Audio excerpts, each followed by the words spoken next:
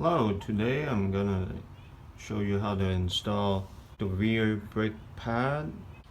First of all, you want to loosen up all the lug nuts, jack up the car, and then remove the wheel. Once you have the wheel removed, you want to remove this bolt. And this bolt over here, there's a 14 mil that holds the caliper together. Don't put any stress on the brake line, otherwise it's gonna give you some problems.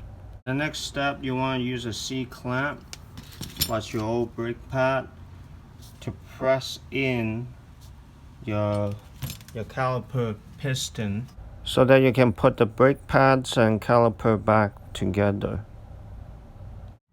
Be careful when you're reinstalling the guide pins, and make sure you are torquing them to spec, otherwise you're gonna snap them and it's not gonna be fun.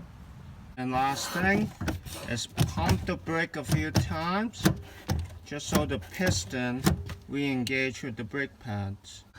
And there you have it. This is how you install brake pads for Scion FRS.